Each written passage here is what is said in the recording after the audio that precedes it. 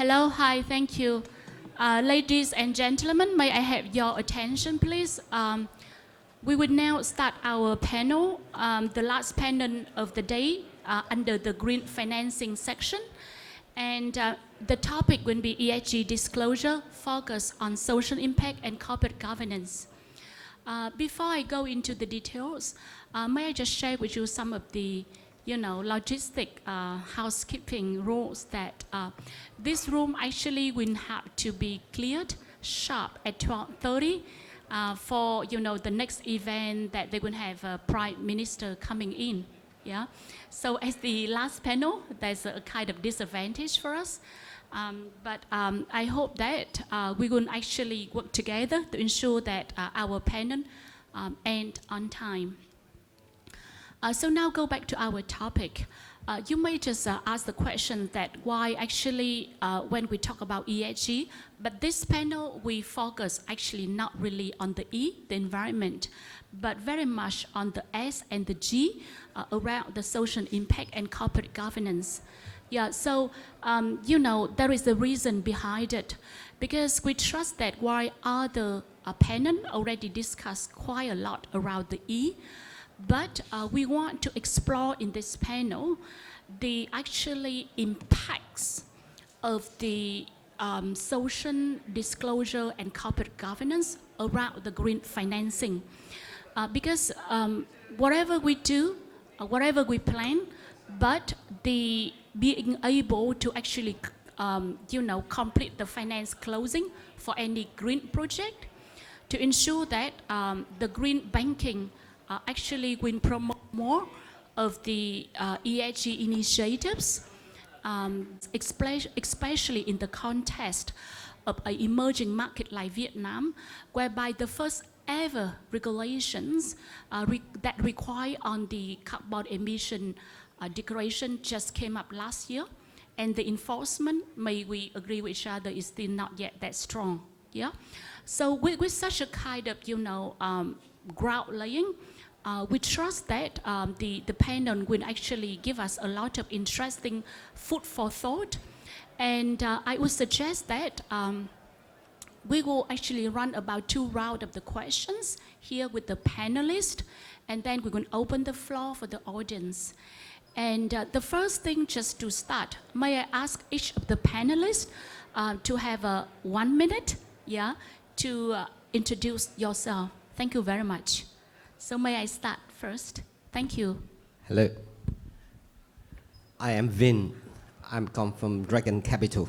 I'm a part of ESG core team, and I'm leading the responsible investment at Dragon Capital. We are a fund manager operating in Vietnam for 30 years, of which we have a 20-year record of ESG journey. And we manage approximately about $5 billion at the moment, and we invest on behalf of our investor. And most of our assets under management is allocated to public equity and bond fund. Yeah.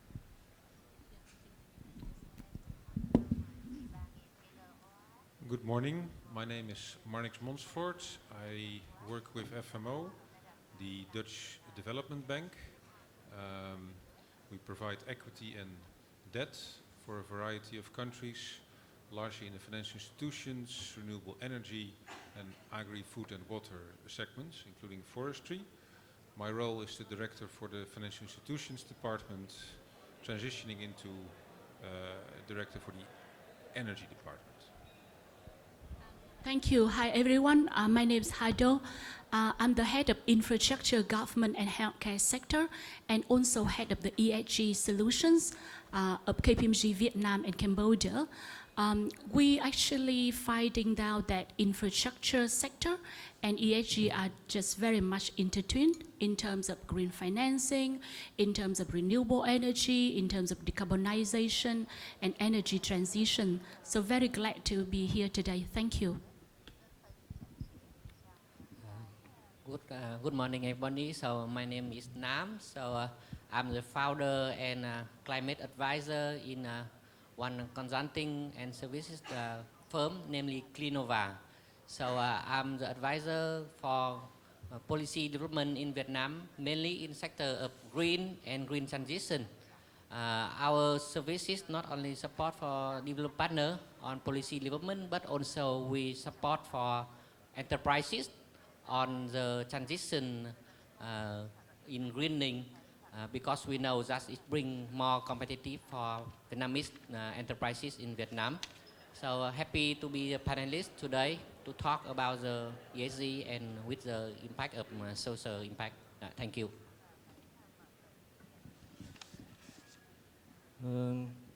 Xin phép được nói bằng tiếng Việt, mời anh phiên dịch hỗ trợ giúp mình với. Tôi là Trần Anh Quý, tôi đến từ vụ tín dụng các ngành kinh tế, phòng công tác là phòng tín dụng chính sách của nhà nước, và phòng tôi là đang được lãnh đạo ngân hàng nhà nước giao cho nhiệm vụ là triển khai thực hiện cái nhiệm vụ của ngành ngân hàng, thực hiện cái chiến lược quốc gia về tăng trưởng xanh, cũng như là các cái chiến lược về sự phát triển về bền vững, thực hiện một số các giải pháp về hỗ trợ của nhiệm vụ của ngành ngân hàng, thực hiện cái nhiệm vụ về thực hiện cái cam kết COP26 của Việt Nam. Đến hội nghị hôm nay tôi rất mong nhận được các cái góp ý và các chia sẻ kinh nghiệm của các chuyên gia từ các tổ chức tài chính quốc tế, cũng như là các tổ chức doanh nghiệp, các tổ chức tư vấn, đóng góp cho quá trình hoàn thiện và xây dựng cái chính sách của ngân hàng nhà nước. Xin hết. Hello, very good morning. My name is Juhan Kim, the new country director of the Global Green Growth Institute Vietnam. I just arrived 3 months ago here in Vietnam. So the Global Green Growth Institute, otherwise known as GGGI, is an intergovernmental organization solely dedicated to the green growth and the net zero transition. So we basically do 3 things to the government. So number 1 is a policy advisory in terms of net zero transition. And then also second, the investment mobilization towards that transition. And the third one is a capacity building. So here in Vietnam, we are providing certain type of technical assistance to the green bond issuance. And also we are mobilizing finance for the bankable project in number of industry, basically that needs to be transitioned to that requires to have a greener transition. And also we are working on the startup and SME financing and investment as well. So good to see you, everyone. Hi, thank you. Because the mic is with you, yeah. May I just start our panel by asking you the question, yeah? Because GGGI has been quite active recently, not just only global region, but also in Vietnam, yeah? In terms of promoting green bond, green financing. May I ask you to share your views on the landscape of the actually ESG disclosure in terms of the green financing? And I wish to hear your input on the landscape of the region and also in Vietnam. And please, other panelists, you are more welcome to join, to share your view on this. So please, go ahead. Thank you. Thank you, moderator. Well, before I directly address your question, I heard that this panel is specifically related to the social part of ESG. So I just wanted to share the couple of conceptual notions that I have. Well, I started my career as a sustainable development expert for the last 18 years. So when I first to the private sector and the business sectors, like 17, 18 years ago, when I was working for, there's an initiative called the Economics of Ecosystems and Biodiversity. And then I wanted to address this kind of risk, these kind of things as a potential risk to the business sector. But more than 15 to 20 years ago, nobody was listening from the private sector. So, I mean, I tried to meet with the important decision maker level in the companies, and then nobody was interested. Now we have a ESG boom, like for the last couple of years, everybody's talking about ESG, but at the same time, I mean, that's a very welcoming movement, but at the same time, we are also facing the fallbacks, like how robust we are talking about ESG. I mean, in terms of real sustainable development, the real challenge. So we're talking about greenwashing, and then some other the side effects of the movement of ESG. So I always quote the one from the former Unilever CEO, Paul Pullman. He said, the businesses cannot succeed in the society that fails. And then, well, if I add more, the societies cannot succeed in the mother nature that fails. So that's why we are working on this whole net zero transition. And then this, the statement tells a lot. So, I mean, if society fails, there's no raison d'etre for the business sector. So we must deal with the social part of ESG. That's a mandate of business. So now we are talking about, maybe you can put it as the stakeholder capitalism versus shareholder capitalism, or you can deal with many different things. But I guess this whole movement needs to be somehow mainstream. So that's the first thing. But in terms of your question, in terms of disclosure and the details, so how the social impact, the social related indicator has been calculated properly in this market and then properly reported. Well, it's pretty much to say yes or no, because there's no standardized indicator properly for the social sector, so to speak. And then I had a very, on the one hand, we need to focus on strengthening the quality of indicators in the social sector. We deal with the gender, the boardroom diversity, and all kind of things when we talk about the S and G, but we can't really depend on the perfect indicator, so to speak. So I really enjoy listening the previous panel.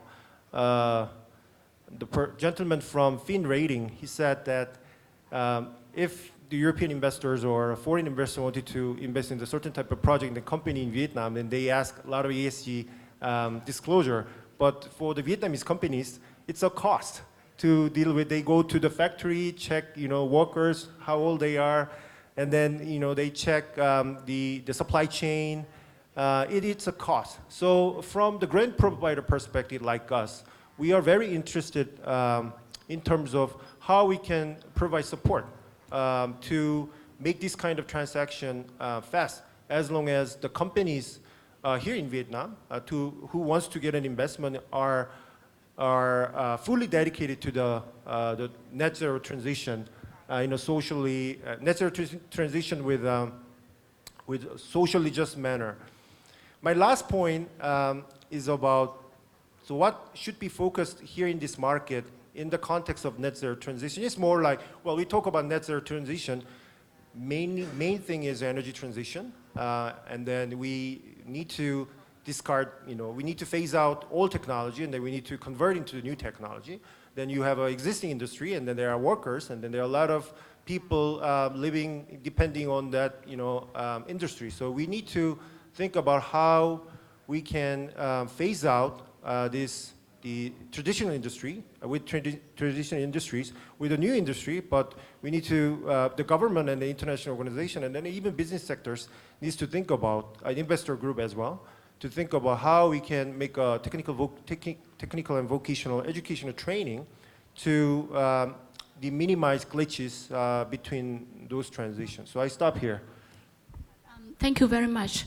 We understand that you just shared that social indicators, why it's very important for the ESG disclosure, but how to ensure that the companies can comply and use and report on such a kind of indicators, because to a lot of companies in Vietnam, that's still, reviewed by them as cost, and how we, at the relevant stakeholders can come in and provide the support. And one of your solution suggestions would be the training, right? Raising the awareness. I would love to hear more from the panelists on this. How you see the landscape of the ESG disclosure, in the region and in Vietnam from your own experience. Anyone want to share your view on this? Em có muốn không hay là anh Vinh, please. Yeah. Yeah. Right. ESG disclosures, especially from frontier market like Vietnam in general and even emerging market, I think it's still very immature stage. We have been investing here for 30 years, and the journey with ESG for 20 years we're having, and we thank for IFC that is the early investor that helping us in this journey, and that it's for Vietnamese market. I think it's similar to everywhere that we still very limited data information available on ESG. We see that it's not only limited, but when the company even report their ESG data information is very inconsistent. And I think that in previous panel also discussed, and one of the panelists in previous panels discussion was saying that probably the regulator need to provide more clearer guidance, right, on ESG reporting.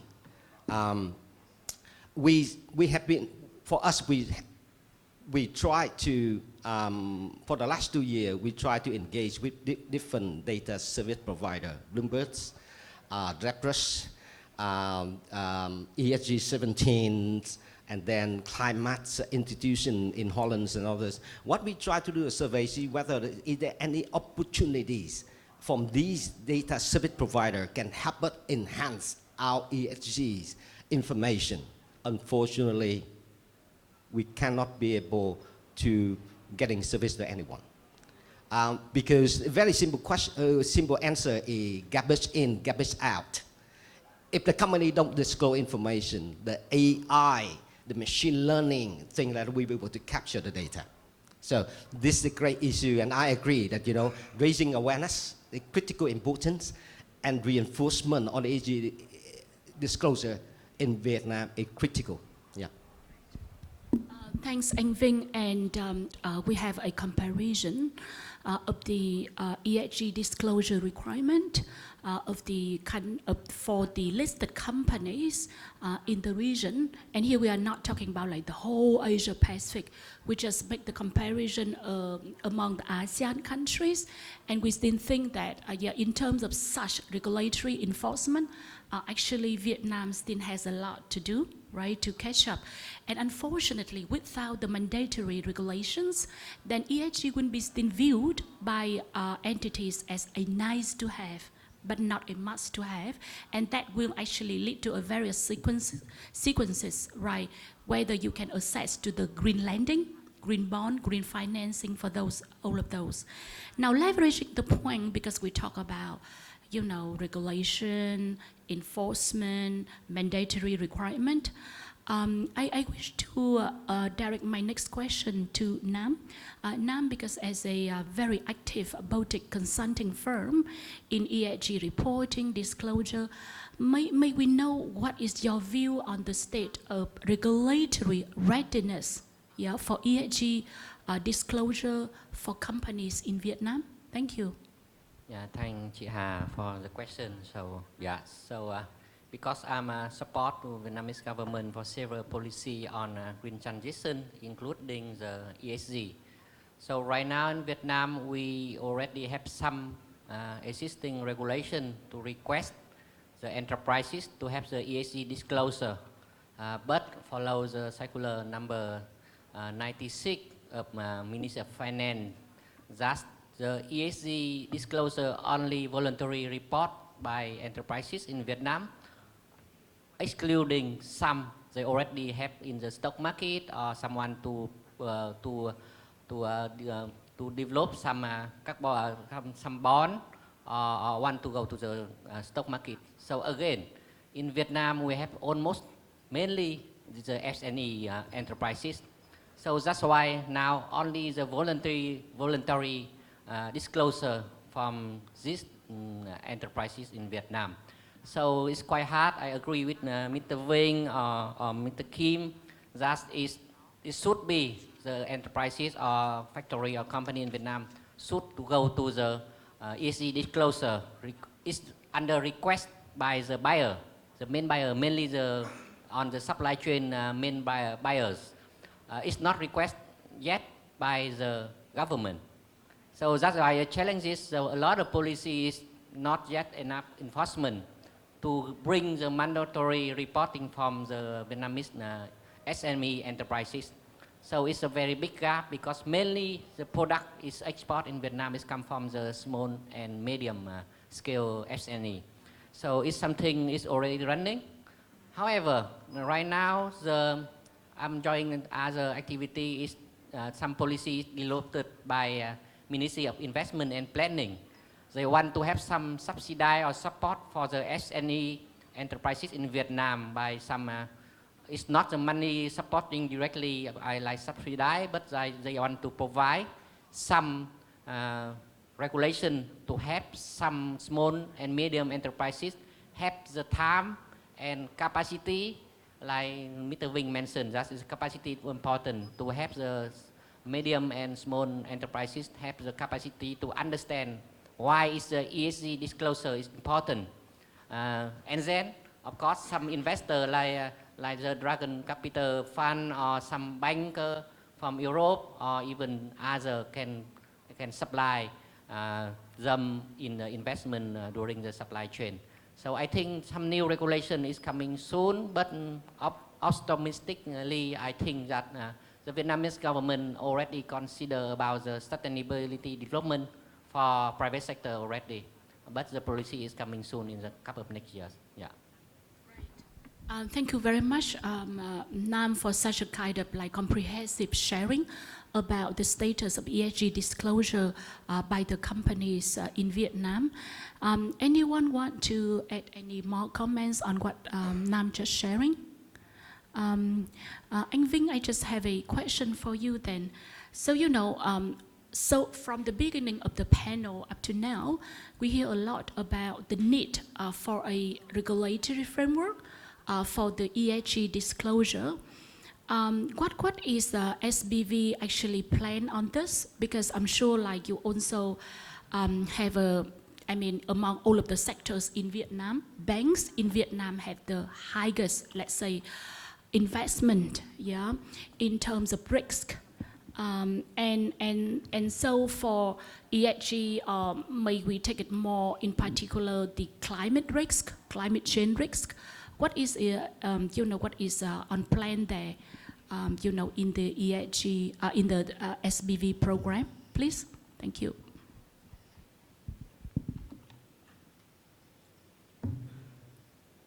Trước tiên thì tôi xin cung cấp một số thông tin liên quan đến việc quản lý về rủi ro về môi trường và xã hội trong hoạt động các tổ chức tín dụng.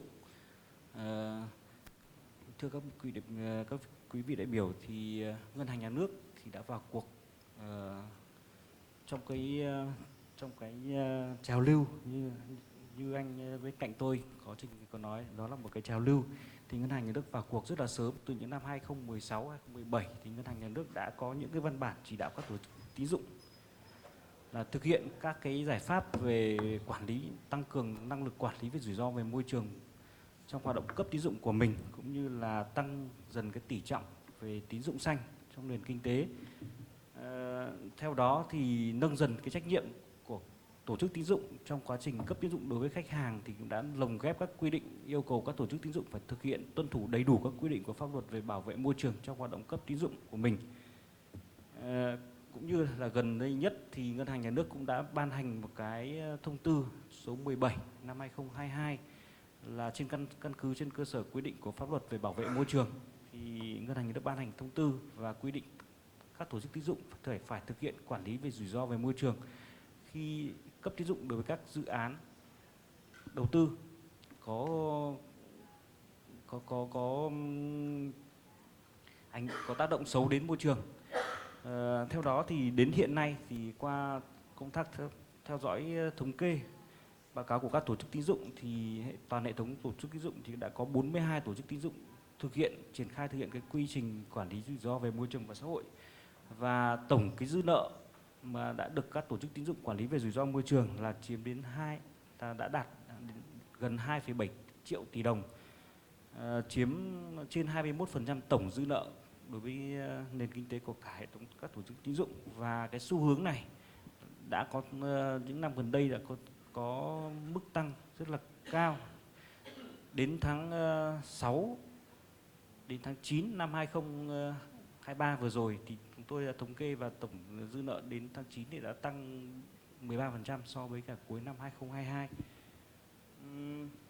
Về công bố cái ESG của các tổ chức tín dụng thì hiện tại toàn hệ thống ngân hàng cũng đã có một số các tổ chức tín dụng trên cơ sở là được sự hỗ trợ của các tổ chức tài chính quốc tế cũng như được khuyến cáo, và trong các văn chỉ đạo của ngân hàng nhà nước thì đã thực hiện công bố các cái báo cáo ESG của mình.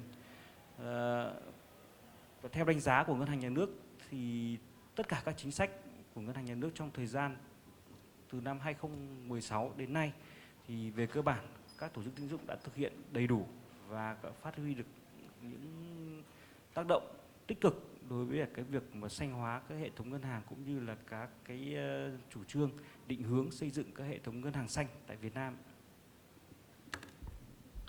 Thank you very much for sharing. I mean the how to say the SPV activities around the credit rating and like risk testing for the climate change and especially for the banks. And because that's what we hear from the State Bank of Vietnam, yeah, the one that who actually set out all of the monetary, regulatory, and that's why I just actually wish to also address the question to another representative from another bank, but this is a Dutch development bank, and I wish to learn more about actually what FMO, when you come here as a development bank, you also, of course, encourage the companies to engage more in the ESG activities. So can you share with us then, from your own perspective, what companies should actually do and engage in the ESG activities, and how the FMO and the development bank will, how to say, offer the support to such companies? Yeah, thank you. Yes, and thank you for that question. Of course, the first question that companies have to ask themselves, and financial institutions as well, is why to engage in ESG activities. Because if you just consider the costs, it may not be prominent enough in the decision making. I think everywhere in the world, and also here, people want to be considerate of the impact of their activities on planet and people. I was just in Travin yesterday, visited an offshore or nearshore wind farm that we are indirectly invested in, and you see all sorts of cafes and little restaurants popping up around that, because looking at a wind farm has become also a touristic activity almost, or family outing. Now 2 miles south of there is a coal-fired power plant. There are no cafes and restaurants around. So that's one thing. I think what was already said is a positive engagement with ESG activities and standards helps to attract capital. Not just the green bonds, as you said just now, but also if you're looking for equity, for international investments, pension funds, institutional investors, they want their investees to adhere to certain minimum ESG standards. Customers that you want to engage with also expect in their supply chain that their suppliers adhere to certain minimum standards. Talent, especially the millennials, they have a completely different view on the places where they want to work. They need to be good for the planet, not just profit-oriented. So there's various ways in which it helps to create value, which is the positive side of it. If you look at it more from a defensive perspective, a good environmental and social management system helps to prepare you for regulatory changes. And I hear about the circulars that are being issued by the SBV, and I can assure you there will be a lot more to come. So if you don't want to be surprised by new circulars and needing to implement changes quickly into your company, but you want to extend the pathway that you have to respond to these things and be proactive about it, a good ESMS helps you to prepare this. And not just regulatory changes, but also stakeholder requirements, not just your shareholders, but the whole ecosystem of stakeholders that you have. And last but not least, it helps to protect your reputation. You don't want to be involved in court cases, in all sorts of things that taunt the reputation. As the previous panel said, it's not only that you want to focus on good things that will happen, but you should also prevent bad things to happen. So if you have a lower chance that you are involved in negative issues, it avoids so much more cost than the small cost that you have to invest in upfront. To quote an old saying, the reservoir of goodwill takes years to fill and hours to empty. So if you're talking about what we do as FMO for our investees, both on the debt and on the equity side, we have an ESG tool that we have launched. It's online, it's on our website, and we conduct various webinars to make people familiar with how it works. We actually had a webinar yesterday. There were 500 people, of which 6 from Vietnam. So it is already there. What does it do? Of course, you first need a golden source. What is that here? I think the UN principles of responsible banking are a good starting place. So this tool helps you with your ESG assessment of your portfolio and your clients. It helps you to set up and administer a grievance mechanism, and it enables you to do more inclusive access to a capital and thereby to expand your market share.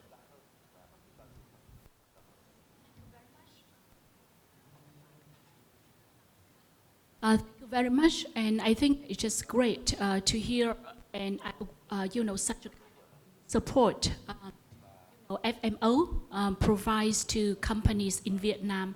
As an emerging market, we're sure that we need more of the support from the organization like FMO or GGGI to really promote the level of awareness, provide the education, the training, and more important, the real pragmatic support solutions to help the companies.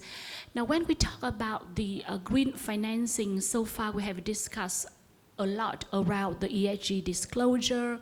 We also discuss about like what companies have to do, whether they are already really ready for the disclosure.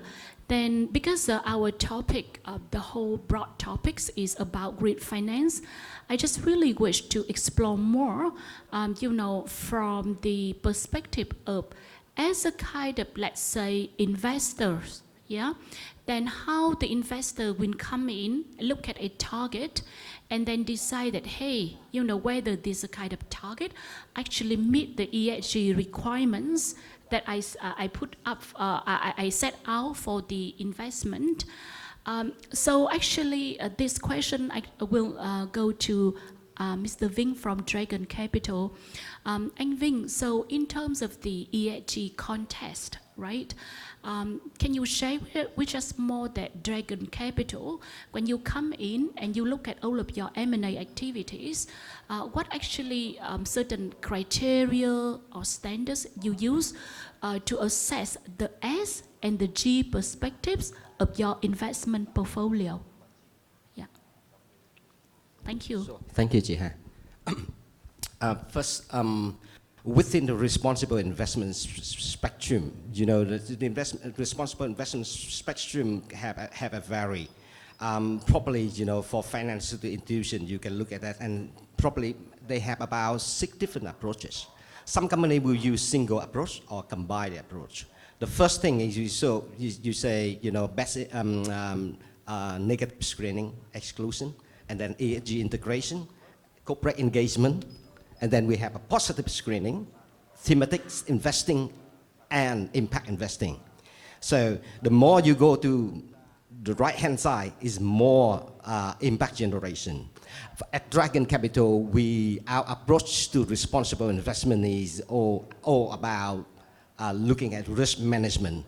ESG integration is our strategy, and we seek for adjusted risk return, right, from the investment, and hopefully we'll be able to create a long-term values for our investor. So what we're doing right now, because of the greenwashing, I just want to make a clear positioning of Dragon, that today we don't have yet any fund we label ESG fund. We don't have any fund actually that, we call impact investing fund, right? We use ESG integration and incorporate ESG in our investment process. And for the social pillar, we adopt, for E&S, we adopt IFC performance standard. Particularly for social pillar, we're looking at, when we're approaching the company, we see whether if company using a child labor or forced labor, because that is a part of our exclusion. We will walk away from the investment. We don't want to involve in that risk. If the company is eligible to further screening, we will try to assess the company labor working condition. If you read, if I need to share with you that, every time I read the sustainability reporting or ESG reporting from listed company, I could say that, the length of 50% of report talking about CSR, charity donation, which is good. But, this is not exactly the institutional investor like FMO or Dragon and others is really looking at community that we really want to looking at. That's a small community, your employees, your employment, to see whether if the company will be able to provide a desirable workplace for the employees. How do they take care of their worker health and safety and well-being? That's the first thing we want to focus. Now, when we're talking about community based on performance standard at FC outside of the internal employees, then we're talking about the community surrounding the area where the company have the operation or have the factory. We want to see how the company engage with the community, whether they have a system in place to be able to identify and mitigate the risk or negative impact from their operation with the community. And then, particular for big projects like infrastructures, agriculture initiative, mining and dam and others, we're looking at, land acquisition and involuntary resettlement.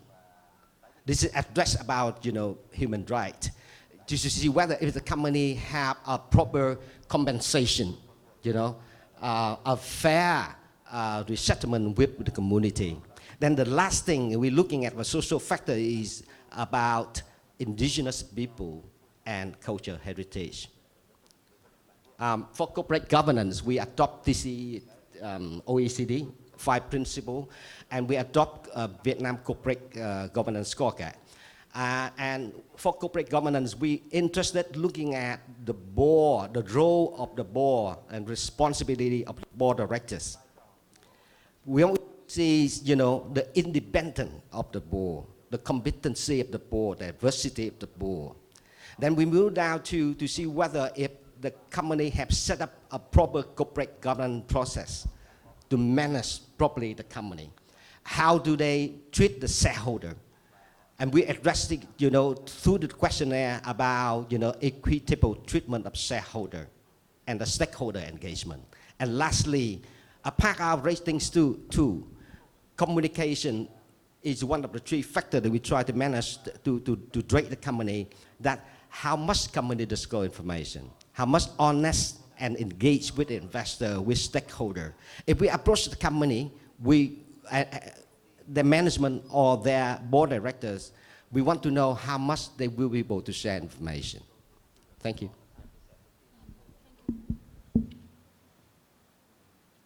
Thank you very much, Mr. Vinh. Thank you very much, Mr. Vinh. I think that's a very interesting you share, from the perspective of investors. And for KPMG, we also observe the two following points. The first one is, let's say, 2 years and backward. Usually when our client come to us and ask our M&A team to carry out the due diligence, the due diligence always just focus around financial due diligence, tax due diligence.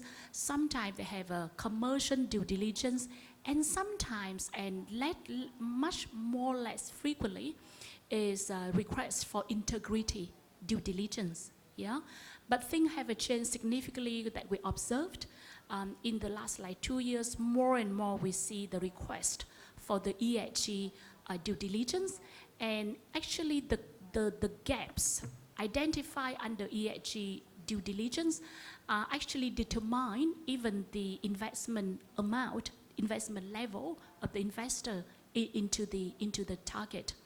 Another one, the observation is we see more and more, and unfortunately we still see it at the foreign banks, but we think that we see it more.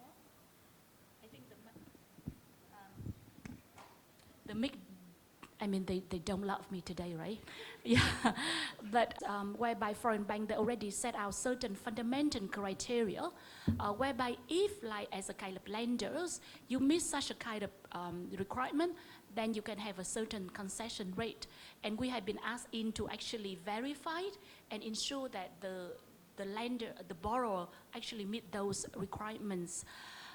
So I think Mr. Kim, as from GGGI, you have any more comments from such a kind of green financing, please? Thank you.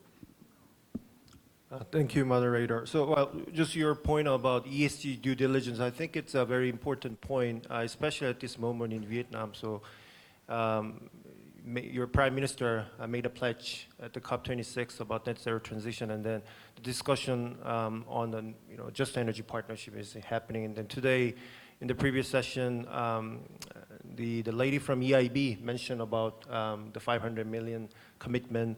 And then also, I recently met the representative from the GFANZ, who is leading the group of the bankers and the financial institutions working on JEPI. So basically, they are waiting for the project with the bankability. But when we talk about bankability, it's not only about the financial, viability, but also the ESG factors embedded.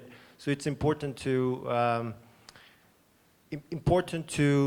strengthen the aspect of ESG factors of the project or the company level. But the question we have, it was my previous question during the introduction, who's going to pay for it?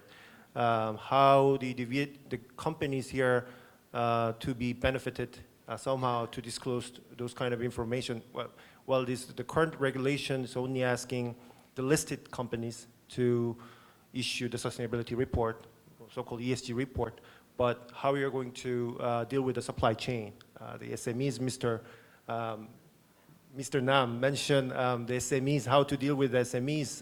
Then it's quite important because from the net zero transition perspective, one of the studies is saying that 30 to 50%, more or less 30 to 50% of investment needs to be made in the SME sector, SME in the startup sector, to fulfill to achieve the 2050 net zero transition target by 2050. So it's not only about financing for the large company, but also the startups. GGGI is quite interested in the climate tech transfer.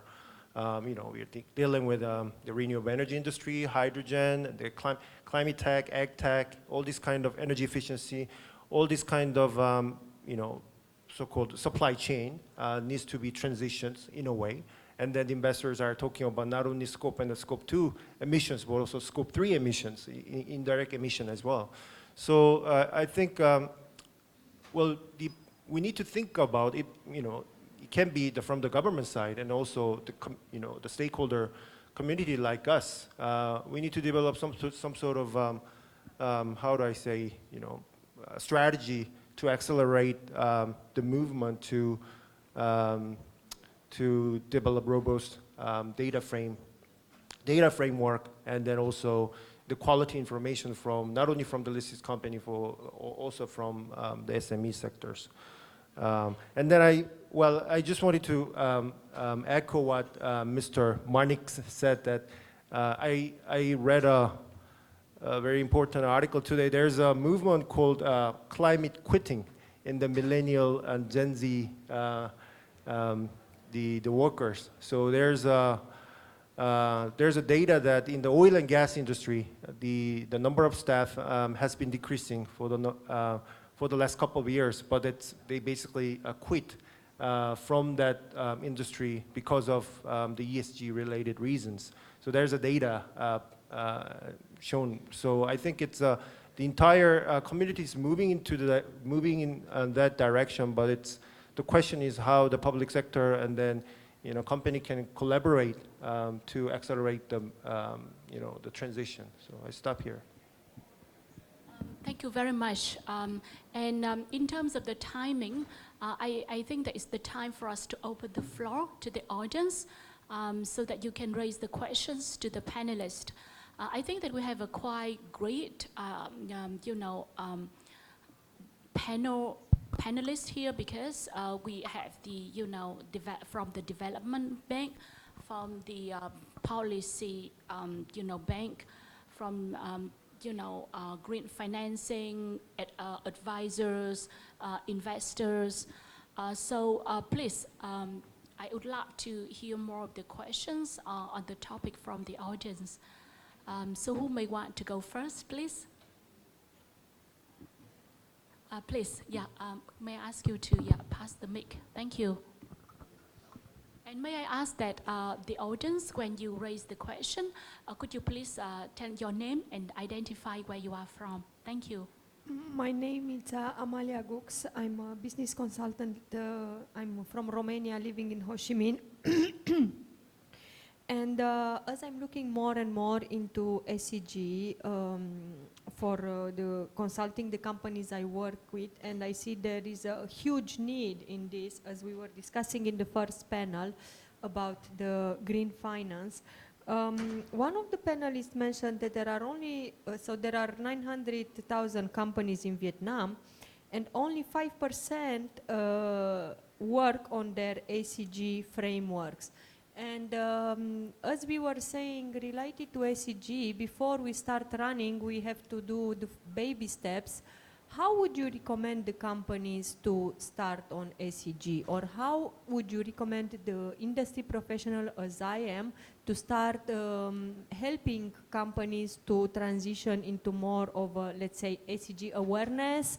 Yeah, that's my question. Thank you. That's really a great question. Who from the panelists going to pick up the, I think Nam, right? Yeah. Thank you. So, I'm also the advising on so. Yes, so normally Kinova on our way to help a lot of SME enterprises in Vietnam for the greening strategy on business model. Your question is always come often.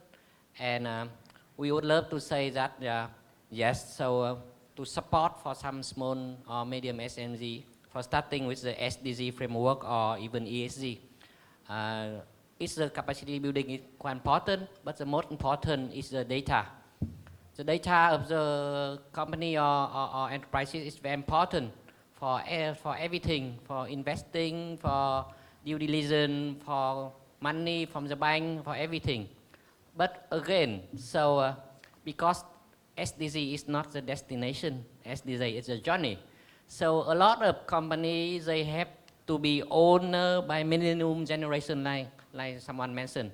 The leaders, they understand quite well about the SDG or ESG, but the staff is not ready. Why? Because they said that if they bring some commitment, they will fail in the market. Because it's some competitive, because of the understanding about some commitment is not be achieved. So we suggest don't think or reading some 200 pages ESG report or disclosure some very big company, because ESG report maybe 4 pages or 5 pages, it's a very simple thing, but it's the commitment with the market that we are in transition time. So I think the data is the collection and report or public is quite important for any enterprises, and it's a starting point. Because if we starting today, next 5 years or 10 years, we have very good data and commit and announce that now we ready with the finance, climate finance, we start to do some mitigation to have some more better life for the labor staff or any with the social impact. So I think it's important is the data. So the data, it should be correct the data from the activity of the enterprises. It's not the data just for marketing or something, because it's, otherwise it brings some scandal or something, it bring harmful for the enterprises. So with the view from the advising for enterprises, I would like to say that the company should to be improved the data collecting system or reporting system is quite important and the first starting point, and it don't need the money, even the money to hire some consultant. I sometimes joke is if you are do quite good, quite well, so the job of consultant will be less, but we are happy with this process because it work for the business need and also it's good for the society. Yeah, it's a point I can.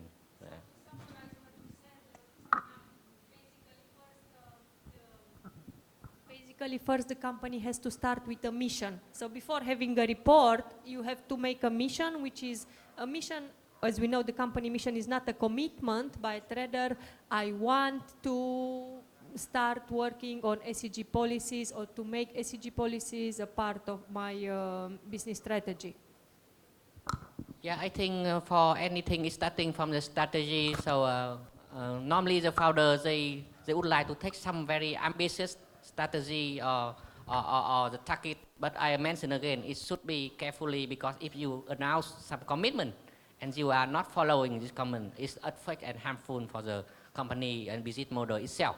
So it should be bring just because we are just normal and we starting and we are in transition time. So bring very small target, but we achieve it. It is more successful and we bring very high ambitious target and then we fail. So it's something recommend that we are small company, we go in small thing, and it's support for business model, but as well as the support for the society is something I would like to recommend. Thank you. Thank you, and you know, as KPMG, I also want to add here that please don't forget one of the fact that this is still very immature market. Yeah, if we talk about what the company or how the companies are ready to invest in their ESG activities, right? You know, and I agree with Nam here that, you know, even you come in and they talk about big things they want to do, but then, you know, when it comes to the resources, not just only finance, but also human resources, they are ready to focus on such ESG activities. It's not yet there, right? So that's why, you know, we, for example, KPMG, we launched our ESG solution globally just 2 years ago, right? And, you know, we launched it this year in Vietnam and Cambodia, and of course, other countries in the region, etc. But then what we do is when we have our client, we also have them, like you say, that makes baby steps, yeah? And we also have the clients who actually impacted most. Because we talked about earlier, we talked about the regulatory, right? So let's say that those who are exporters, especially the one who export to Europe, they are subject to CBAM requirement. And if they don't do, like, handle it soon, it just actually impact them. They lose the revenue. They cannot further export to Europe, or they will pay very high carbon tax, etc. So, you know, that's how we start. And I love, you know, what all of the panelists here mentioned, that awareness raising is, I think, that the duty for all of us here in this room. Yeah. So thank you very much. Very nice question. We still have the, you know, the time for 1 or 2 more questions. So yeah, please, the gentleman over there. Thank you. Hi everyone. My name is Harry. I come from FDI department from BIDV. As you might know, we are like one of the first bank in Vietnam that can be able to issue the green bond like a few days ago, we are allowed to issue 2.5k billions Vietnam dong for green bond. So I want to ask Mr. Vinh that like I know that the data source in Vietnam is I mean like not unreliable but still in very like low quality. So how do you can you share some of your experience to us as an provider of source capital source for project in Vietnam? Can you share some of your experience, like how do you approach the data source in Vietnam in terms of ESG factor? I think if we go to the green bond, it should be Manix to respond much better than me. But in general, yeah, you are right. It's a great challenge for all finance institutions to tackle the ESG data and information here in Vietnam. And I do very much believe that for us, we're talking about our own case. For the last 2 years, we expand our ESG core team. We employ more specialists coming to the company. The only one objective is to engage directly with the invested company. And they are actually now in Hanoi and traveling around to see the management, to visit the factory. That's the only thing for us to shorten the knowledge gap. Because in our rating system, the way we rating and giving a score to the company, we rate their ESG performance. How do they really perform therein as at the factory level? But the total score will be adjusted by the level of knowledge gaps we're having about the company, right? So if we have a larger knowledge gap, we don't have enough information, then that becomes a very high-risk company, and particularly in corporate governance, right?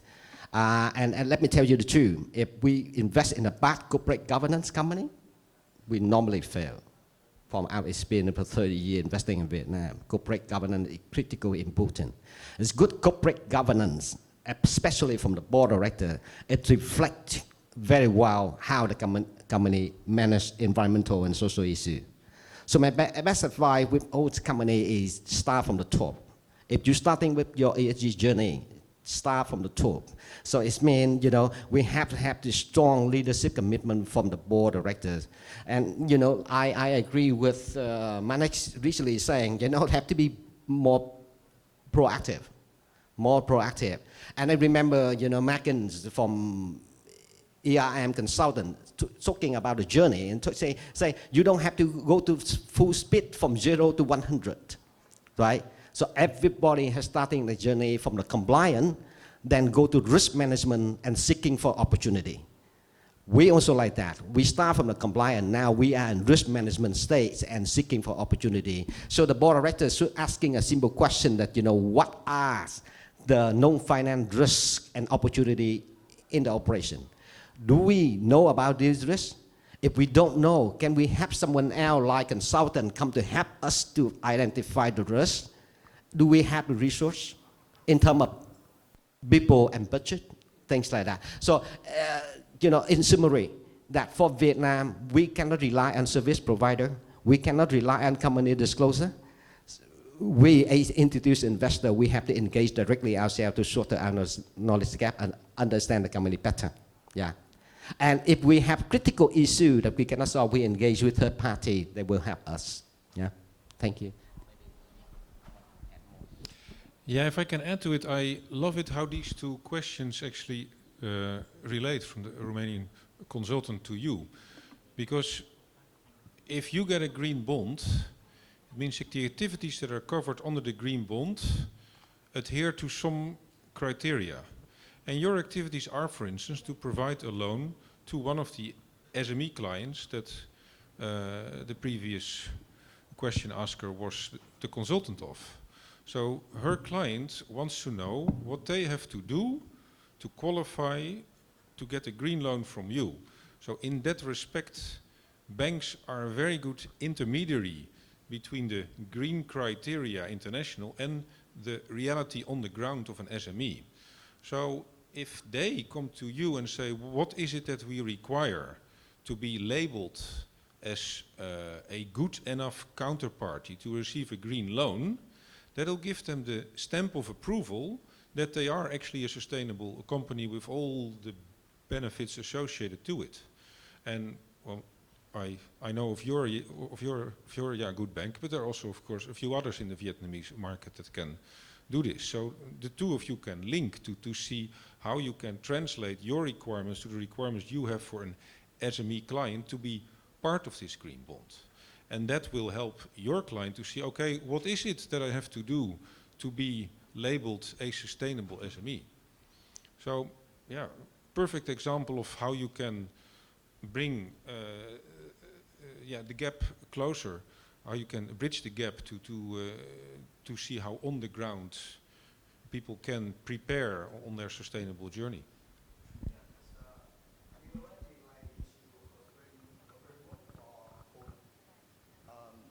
We already issued the framework for issuing green bond, just our internal process. We are still developing that, but yeah, I know it's gonna take a long time, but yeah, we're still developing that. Sure, it is a process, it is a journey. And then, of course, the interesting bit starts when you are able to issue a green bond. You should derive certain advantages from that.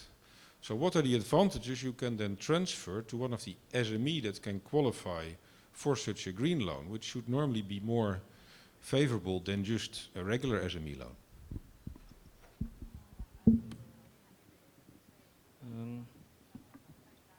Xin phép có một vài ý kiến đối với câu hỏi của một anh nickname ở BIDV. Phải nói thật là BIDV là một trong những tổ chức tín dụng lớn, rất lớn tại thị trường tài chính tại Việt Nam, và cũng là một trong những tổ chức một trong nhóm tổ chức tín dụng mà thực hiện cái ESG rất là sớm và có những triển khai rất nhiều các hệ thống về quản trị rủi ro cũng như là các chiến lược về phát triển ngân hàng hướng tới mục tiêu về tăng trưởng xanh và thực hiện các nhiệm vụ mà ngân hàng nhà nước giao là đã đạt được kết quả rất là tốt, và ngân hàng nhà nước luôn luôn ghi nhận là cái xu hướng đi đầu của BIDV trong việc thực hiện các cái chiến lược của mình. Về cái quy định về như anh có hỏi về cái thu thập cái thông tin về doanh nghiệp, đặc biệt là thu thập về thông tin ESG của doanh nghiệp phục vụ cho công tác quản lý rủi ro về môi trường trong hoạt động của mình, thì hiện tại đây là câu hỏi mà đặt ra với ngân hàng nhà nước, mà không chỉ BIDV mà rất nhiều tổ chức tín dụng đã đặt câu hỏi cho ngân hàng nhà nước trong quá trình xây dựng các quy định tại thông tư 17. Và bản thân phía ngân hàng nhà nước thì cũng không phải là cơ quan quản lý về nhà nước về môi trường, thì cũng rất là khó khăn, và chúng tôi đã phối hợp rất nhiều với cả Bộ Tài nguyên Môi trường. Ở trong khán trường ngày hôm nay, hội trường ngày hôm nay thì rất tiếc là không còn có đại diện của Bộ Tài nguyên Môi trường ở đây. Tuy nhiên thì tôi cũng chia sẻ trong quá trình làm việc với cả Bộ Tài nguyên Môi trường thì đến bản thân Bộ Tài nguyên Môi trường cái hệ thống thông tin về môi trường, về tuân thủ về môi trường của các doanh nghiệp, của các khu công nghiệp nói chung thì vẫn còn đang trong quá trình xây dựng và cũng chưa thực sự là mang lại hiệu quả đối với cả các công tác khai thác thông tin cho phục vụ của ngành ngân hàng trong quá trình quản lý rủi ro về môi trường do các doanh nghiệp họ khi vay vốn tại các tổ chức tín dụng của mình. Tuy nhiên thì chúng tôi cũng đã cố gắng liệt kê tất cả căn cứ trên quy định của pháp luật về môi trường là luật bảo vệ môi trường cũng như các nghị định số 08 năm 2020 của chính phủ, thì chúng tôi cũng đã list được 8 cái nội dung liên quan đến nguồn thông tin để thu thập phục vụ công tác bảo vệ môi trường, bao gồm có từ các cơ quan quản lý nhà nước, từ các hoạt động, từ cái hồ sơ dự án cũng như từ các cái thông tin từ các phản ánh của các cơ quan quản lý nhà nước trên địa bàn cũng như các chính quyền địa phương, cũng như đến từ cả các hộ dân người dân ở xung quanh các cái khu sản xuất của các doanh nghiệp. Rồi thì những thông tin thu thập từ chính tổ chức tín dụng phải đi khảo sát khách hàng, cũng như là thu thập các thông tin từ các trang web, các cái quy định theo quy định của pháp luật về bảo vệ môi trường tại các trang web, các địa chỉ web của cơ quan quản lý về môi trường. Theo đó thì hiện nay thì chúng tôi vẫn tiếp tục phối hợp với cả Bộ Tài nguyên Môi trường trong quá trình nắm bắt các thông tin, các khó khăn vướng mắc, cũng như là các giải pháp của Bộ Tài nguyên Môi trường để hướng dẫn các doanh nghiệp. Ở đây là đặc biệt là như các anh các chị vừa đề cập là đối tượng là doanh nghiệp nhỏ và vừa, chúng ta rất khó khăn trong quá trình quản lý rủi ro với nắm bắt thông tin về thực hiện cái ESG của họ. Tôi cũng hy vọng là với tất cả các trách nhiệm chính trị cũng như là trách nhiệm về duy trì cái hệ sinh thái cũng như về phát triển bền vững của nền kinh tế Việt Nam trong tương lai, thì tất cả các tổ chức tín dụng có mặt ở đây cũng như các chuyên gia cũng như các doanh nghiệp cũng như các công ty tư vấn sẽ nỗ lực hơn nữa để chúng ta có những cái sớm đạt được cái mục tiêu net zero sớm hơn năm 2050 theo mục tiêu của cam kết của chính phủ đã cam kết. Thank you very much for the sharing. And like I just mentioned as earlier of the section, we have to clear the room strictly sharp by 12:30 so that they can prepare the venue for the Prime Minister. So I just would like to thank the audience for your interaction and attention. And also may I ask you to join me to give an applause to the panelists, for their sharing. Yeah.